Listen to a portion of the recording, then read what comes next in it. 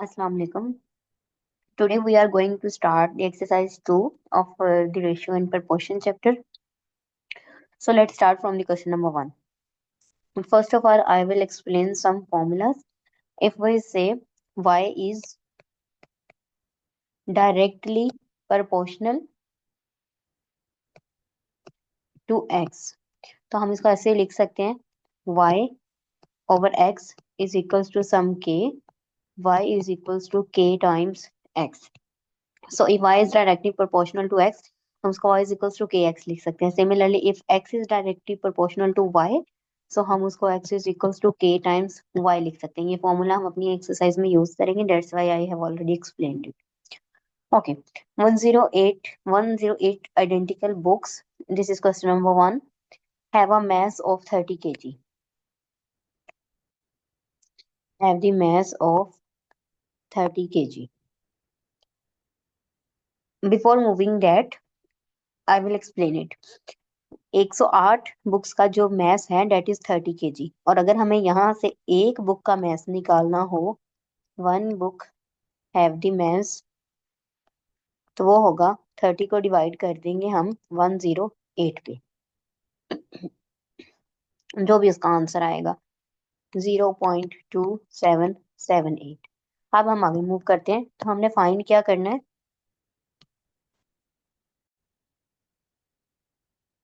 तो हमने फाइंड करना है मैस ऑफ 150 बुक्स. एक बुक का मैथ है हमारे पास. अब 150 बुक्स का मैथ फाइंड करने के लिए हम एक बुक के मैथ को मल्टीप्लाई कर देंगे 150 के साथ. सो ये आ जाएगा मेरे पास 150 बुक्स का मैथ. ओके, इसका आंसर मल्टीप्लीकेशन के बाद 41.66 kg आ जाएगा. ठीक है. सो इसके पार्ट 2 में हमने क्या करना है, the number of books that has a mass that has a mass of 20 kg. ऐसी कितनी बुक्स होंगी जिनका जो मैथ्स है वो 20 kg होगा. तो हम क्या करेंगे, अब यहाँ पे उल्टा है तो 20 को डिवाइड कर देंगे एक बुक के मैथ्स के साथ, 2778. सो हमारा आंसर आ गया 72. सो 72 बुक्स ऐसी हैं जिनका मैथ्स है 20 kg. ठीक है. सेम जो नेक्स्ट क्वेश्चन है, क्वेश्चन नंबर 2, वो भी हमारा इन्हीं स्टेप्स पे है. Question number 2, 60 books occupy a length of 1.5 meter. 60 books occupy length of 1.5 metre. So एक बुक जो है वो कितनी लेंथ ऑक्यूपाई करेगी, 1.5 को डिवाइड कर देंगे 60 पे. सो इसका आंसर आ जाएगा 0.025. ये एक बुक की लेंथ है जो इतनी ऑक्यूपाई करेगी. अब पार्ट 1 है इसका, हमने फाइंड करनी है the length occupied by 50 such books. Length हमने फाइंड करनी है ऑक्यूपाई बाय 50 सच बुक्स. तो एक बुक की लेंथ इतनी है. अब 50 की लेंथ कितनी होगी कि हम एक बुक की लेंथ को मल्टीप्लाई कर देंगे 50 के साथ. So we got the answer 1.25. Part 2, the number of such books. Now we need to find the number of books. पहले हमें लेंथ फाइंड करनी थी, अब यहाँ नंबर ऑफ बुक्स फाइंड कर रहे हैं, उल्टा आ रहा है. Needed to complete occupy a shelf that is 80 centimetre long. 80 centimetre length को कंप्लीट करने के लिए कितनी हमें बुक्स चाहिए. अब यहाँ पे एक बात नोटिस करें, 1.5 मीटर जो लेंथ है पहले वो मीटर में दिया, अब ये सेंटीमीटर में है. तो डेट मीन्स कि हमें मीटर को सबसे पहले सेंटीमीटर में चेंज करना पड़ेगा. एक मीटर के अंदर हमारे पास 100 सेंटीमीटर होते हैं. तो अब हमें इसको 100 से डिवाइड करना पड़ेगा. That will be 0.8. अब 80 सेंटीमीटर लॉन्ग बुक्स को कंप्लीट करने के लिए एक 80 सेंटीमीटर लॉन्ग शेल्फ को बुक्स के साथ कंप्लीट करने के लिए कितनी बुक्स चाहिए हमें. तो हम क्या करेंगे, 0.8 को डिवाइड कर देंगे 0.025 के साथ, जो लेंथ हमने पहले निकाली हुई है. सो 32 आ गया. सो 32 बुक्स चाहिए हमें 80 सेंटीमीटर लॉन्ग शेल्फ को फिल आउट करने के लिए. ओके. इस एक्सरसाइज में इस तरह के जैसे ये दो ही क्वेश्चंस हैं. जो आगे वाले क्वेश्चंस है डेट आर डिफरेंट. गिवन है हमें x इज डायरेक्टली प्रोपोर्शनल को मैं dp लिख रही हूँ टू y. एंड हमें गिवन है x is equals to 4.5 and y is equals to 3 given है। अभी स्टिल इसी पे ही रहते हैं।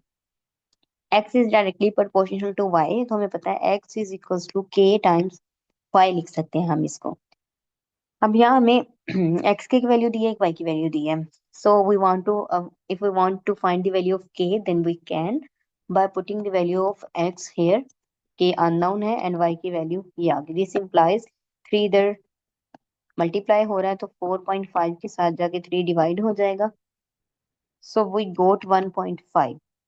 ओके, यहाँ k आएगा, ये मैंने गलती से y लिख दिया। दिस इज k की वैल्यू आ गई 1.5।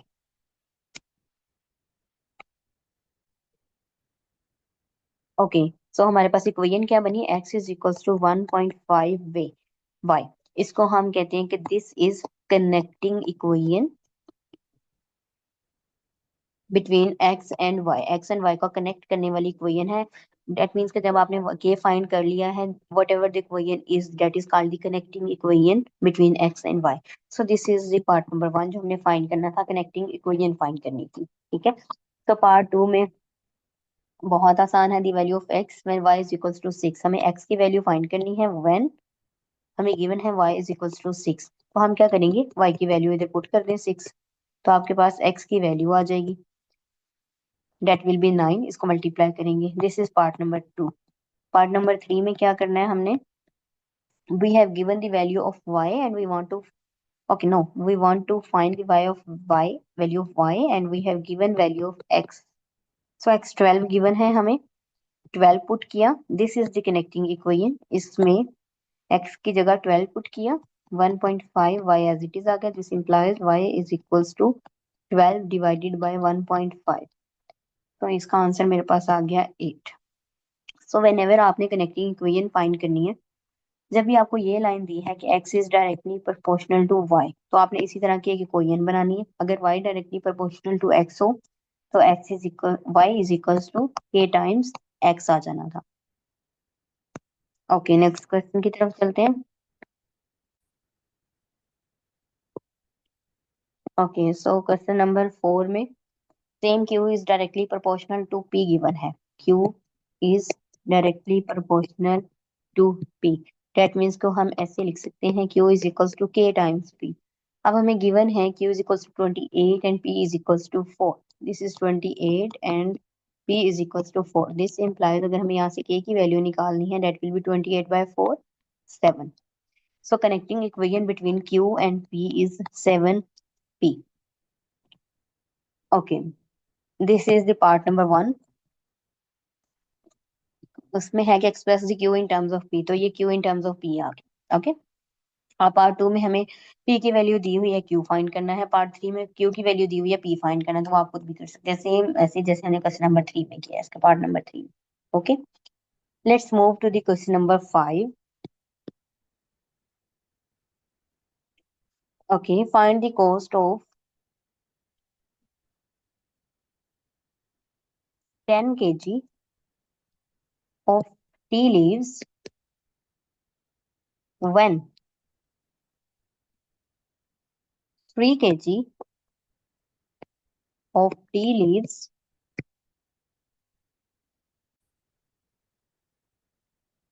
cost 18।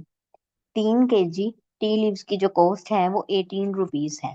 तो 1 kg टी लीव्स की जो कॉस्ट होगी वो अभी जैसे हमने किया 18 divided by 3 that is 6। That means कि अगर आप 1 kg लीव्स लेंगे तो वो 6 रुपए में मिलेंगे आपको, तो 3 kg है तो वो 18 रुपए में मिलेंगे। अब हमें फाइंड करना है कि 10 kg कितने में मिलेंगे, तो हम क्या करेंगे, 1 kg वाले को 10 से मल्टीप्लाई करेंगे। तो अगर हमने 10 kg निकालना है तो हम क्या करेंगे, 1 kg की प्राइस को 10 से मल्टीप्लाई कर देंगे, that will be 60। So 10 kg tea leaves हमें 60 रुपीज में मिलेंगे। Was the part number 1. Now move to the part number 2. A kg of sugar. A kg of sugar when B kg of sugar cost S rupees. Same ये ऊपर वाले की तरह का ही है। B kg of sugar cost S rupees, B KG sugar की S rupees है, तो 1 केजी की कितनी होगी, date will B S over B आ जाएगी।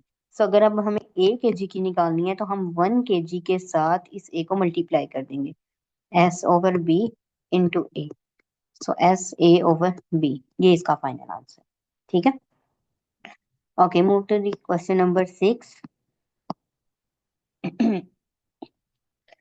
5/9 of a piece of metal has a mass of 7 kg. 5/9 piece of metal has the mass 7 kg. So अगर हमें एक पीस की प्राइस निकालनी है तो that will be 7 divided by 5/9। This implies 7 into 9/5,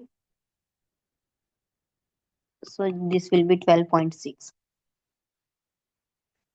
अब ये एक पीस की प्राइस है। अगर अब अगर हमें what is the cost of 2/7 of the piece of the metal, 2/7 की निकालनी है तो हम एक पीस की प्राइस को, अब हमें 2/7 की निकालनी है तो एक पीस की प्राइस को 2/7 से मल्टीप्लाई कर देंगे, दिस विल बी 3.6। ठीक है, ओके, क्वेश्चन नंबर 7 भी सेम वैसे ही करना जैसे हमने कनेक्टिंग इक्वेशन फाइंड की थी। z is directly proportional to x है, तो z is equals to k x लिख सकते हैं आप। z is equals to k x, z given है, x गिवन है, k की वैल्यू आ जाएगी आपके पास। k की वैल्यू जब निकल आएगी, k की वैल्यू 4 निकलेगी, मैं आपको बता दूं, तो मेरे पास ये इक्वेशन बनेगी z is equals to 4x।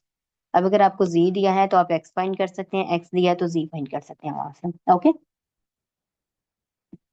Okay, question number 8 भी सेम इसी तरह करना है। सिमिलरली क्वेश्चन नंबर 9 में सिर्फ आपने कनेक्टिंग इक्वेशन फाइंड करनी है, दैट मींस कि जस्ट के की वैल्यू फाइंड करनी है आपने इसमें। ओके, दैट्स इट, बस इस एक्सरसाइज में यही कुछ था। अब ये जो इनवर्स प्रोपोर्शन वाली है एक्सरसाइज वो हम नेक्स्ट लेक्चर में करेंगे इंशाल्लाह। ठीक है, अल्लाह हाफिज।